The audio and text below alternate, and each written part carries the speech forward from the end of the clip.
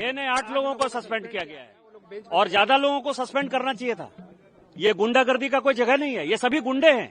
आज आप समझिए कि उन्होंने क्या किया, टेबल पर कूद कर जो वहां के अधिकारी हैं, जो कर्मचारी हैं, जो लोकसभा सेक्रेटेरिएट में पक्ष और विपक्ष दोनों को सहयोग करते हैं, आप उनको डरा रहे हैं, धमका रहे हैं, आप उनको जो है टेबल पर कूद रहे हैं, आप स्पीकर के ऊपर जो है लाठी डंडा की तरह जो है कागज फेंक रहे हैं, मिट्टी फेंक रहे हैं।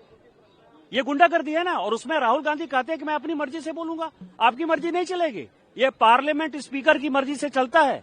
स्पीकर यहाँ के कस्टोडियन है और आर्टिकल 105 में ये सारे अधिकार संविधान निर्माताओं ने सारे अधिकार स्पीकर को दिए हैं। यदि पार्टी भी बोल दे बोलने के लिए और स्पीकर कहें कि नहीं बोलना है तो नहीं बोलेंगे।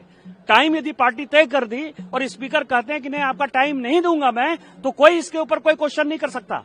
जो 389 है रूल का, वो कहता है कि सारे डिसीजन स्पीकर के हाथ में हमने सौंप दिए। जैसे कि आर्टिकल 368 है कॉन्स्टिट्यूशन का कि पार्लियामेंट को ये पूरा अधिकार है कि वो कॉन्स्टिट्यूशन में चेंज कर सकता है। राहुल गांधी कह रहे हैं कि मुझे बोलने नहीं दिया रहा है।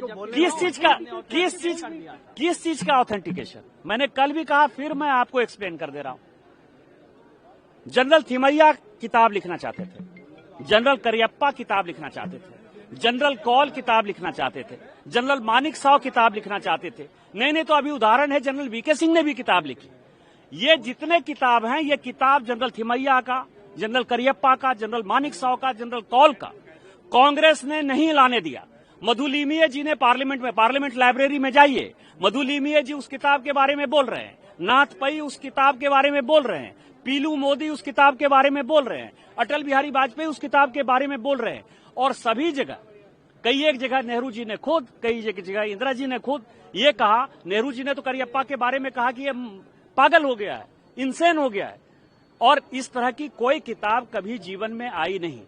दूसरा क्या है कि एक्सप्रेशन, जो फ्रीडम ऑफ स्पीच है, जिसमें कि आप एक्सप्रेस कर सकते हो अपनी बातों को, उसने कहा है आर्टिकल 2, 3, 4, 5, 6 पढ़ लीजिए।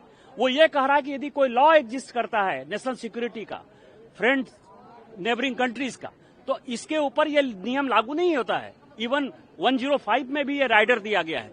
आर्मी एक्ट 1954 ये कहता है कि कोई भी जनरल किताब नहीं लिख सकता है, यदि वो चेयर पर है। दूसरा, 2021 का जो पेंशन नियम है, जो हमने ऑर्डर, एग्जीक्यूटिव ऑर्डर है, उसके आधार पर भी कोई भी किताब लिखने के लिए आपको भारत सरकार से परमिशन की आवश्यकता है।